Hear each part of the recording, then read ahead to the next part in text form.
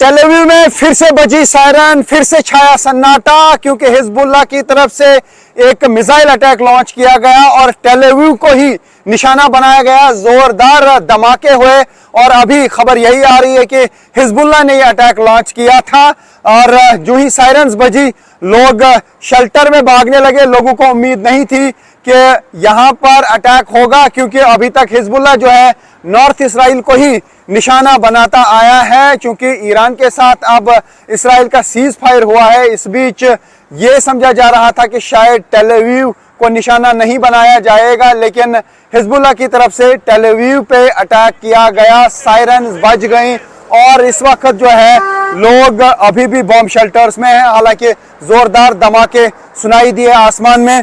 इस बार mobile phone पे कोई भी मैसेज नहीं आई, सीधे हूटर बजे और हूटर बजते ही, टाइम ही नहीं मिला, हूटर बजते ही जोरदार धमाके हुए। उसका मतलब है कि यहाँ का एयर डिफेंस सिस्टम या जो सायरन सिस्टम है शायद एक्सपेक्ट नहीं कर रहा था कि अटैक होगा, लेकिन अटैक हुआ। बताया जा रहा है कि लेबनान से यानी हिजबुल्लाह की तरफ से जो है ये मिसाइल अटैक लॉन्च किया गया और इस बार टेल अवीव को निशाना बनाया गया।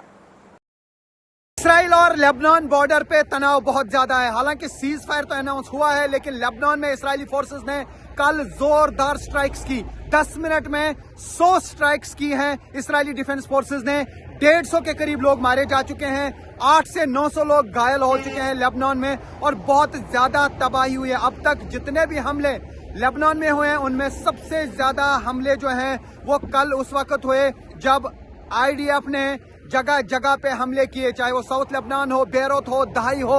ये पूरा लेबनान कल दहल गया और अब इस पूरे बॉर्डर एरिया में बहुत ज्यादा तनाव पाया जा रहा है। ईरान ने साफ कर दिया है कि अगर लेबनान में हमले नहीं रोके गए तो वो सीज फायर को नहीं मानेंगे, वो फिर से हमले कर सकते हैं टेल अवीव पर, जेरूसलम पर और हाइफा पर। अब बहुत ज्यादा तनाव फिर से देखा जा रहा है इस क्षेत्र में, क्योंकि वेस्ट एशिया में लगातार 40 दिनों से युद्ध जारी था। अब सीज फायर तो हो चुका है, लेकिन क्या ये सीज फायर होल्ड होगा ये कोई नहीं कह पाएगा। किस तरीके से यहाँ पे अब हमले किए इसराइली फोर्सेस ने, उसका मुकाबला अब हिजबुल्लाह कर रहा है। हिजबुल्लाह की तरफ से भी नॉर्थ इसराइल पर लगातार ड्रोन और रॉकेट्स दागे जा रहे हैं। कई ऐसे एरिया हैं नॉर्थ इसराइल में जिनको खाली कर दिया गया, खासतौर से किरियात शमोना के एरिया जहाँ पे लोग नहीं रहते हैं, उनको अब किसी और जगह पे शिफ्ट किया गया है। इतना तनाव अब इन बॉर्डर इलाकों में है, तो ये साफ कहा जा सकता है कि अभी जंग के बादल लगातार मंडरा रहे हैं। बताया जा रहा है कि IDF को इन्फॉर्मेशन मिली थी कि हिजबुल्लाह के जो लड़ाकू हैं उनकी कोई जूम मीटिंग होनी है और वो कई जगहों पे मौजूद हो सकते हैं। बताया जा रहा है कि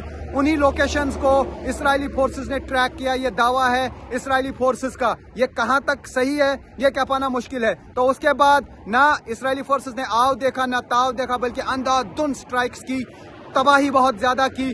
150 से ज्यादा लोग मारे जा चुके हैं, उसके अलावा 800-900 लोग जो हैं वो घायल हुए हैं। और इसकी निंदा पूरी दुनिया में हो रही है कि जिस तरीके से एक के बाद एक हमले किए गए लेबनान में, उससे जानी नुकसान हुआ, उससे माली नुकसान हुआ। और अब इसराइल पर जिस तरीके से हमले पहले ईरान करता आया है, उसी तरीके की धमकी फिर से दी गई है कि अगर इसराइल ने लेबनान में हमले नहीं रोके तो फिर ईरान ये जंगबंदी नहीं मानेगा, ये सीज फायर नहीं मानेगा। लेकिन US ने और इसराइल ने कहा कि एग्रीमेंट में लेबनान शामिल नहीं है, जबकि सीज फायर में ईरान का कहना है कि लेबनान पे भी बात हुई है। इसराइल और लेबनान बॉर्डर पे तनाव बहुत ज्यादा है। हालांकि सीज फायर तो अनाउंस हुआ है, लेकिन लेबनान में इसराइली फोर्सेस ने कल जोरदार स्ट्राइक्स की। 10 मिनट में 100 स्ट्राइक्स की हैं इसराइली डिफेंस फोर्सेस ने।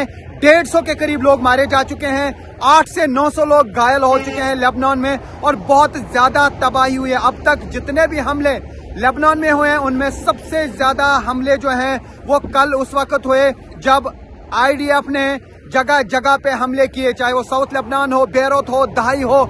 ये पूरा लेबनान कल दहल गया और अब इस पूरे बॉर्डर एरिया में बहुत ज्यादा तनाव पाया जा रहा है। ईरान ने साफ कर दिया है कि अगर लेबनान में हमले नहीं रोके गए तो वो सीज फायर को नहीं मानेंगे, वो फिर से हमले कर सकते हैं टेल अवीव पर, जेरूसलम पर और हाइफा पर। अब बहुत ज्यादा तनाव फिर से देखा जा रहा है इस क्षेत्र में, क्योंकि वेस्ट एशिया में लगातार 40 दिनों से युद्ध जारी था। अब सीज फायर तो हो चुका है, लेकिन क्या ये सीज फायर होल्ड होगा ये कोई नहीं कह पाएगा किस तरीके से यहाँ पे अब हमले किए इस्राएली फोर्सेस ने, उसका मुकाबला अब हिजबुल्लाह कर रहा है। हिजबुल्लाह की तरफ से भी नॉर्थ इसराइल पर लगातार ड्रोन और रॉकेट्स दागे जा रहे हैं। कई ऐसे एरिया हैं नॉर्थ इसराइल में जिनको खाली कर दिया गया, खासतौर से किरियात शमोना के एरिया जहां पे लोग नहीं रहते हैं, उनको अब किसी और जगह पे शिफ्ट किया गया है। इतना तनाव अब इन बॉर्डर इलाकों में है, तो ये साफ कहा जा सकता है कि अभी जंग के बादल लगातार मंडरा रहे हैं। बताया जा रहा है कि आईडीएफ को इंफॉर्मेशन मिली थी कि हिजबुल्लाह के जो लड़ाकू हैं उनकी कोई जूम मीटिंग होनी है और वो कई जगहों पे मौजूद हो सकते हैं। बताया जा रहा है कि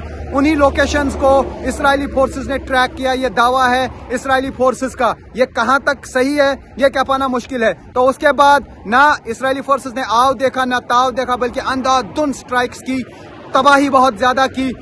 150 से ज्यादा लोग मारे जा चुके हैं, उसके अलावा 800-900 लोग जो हैं वो घायल हुए हैं और इसकी निंदा पूरी दुनिया में हो रही है।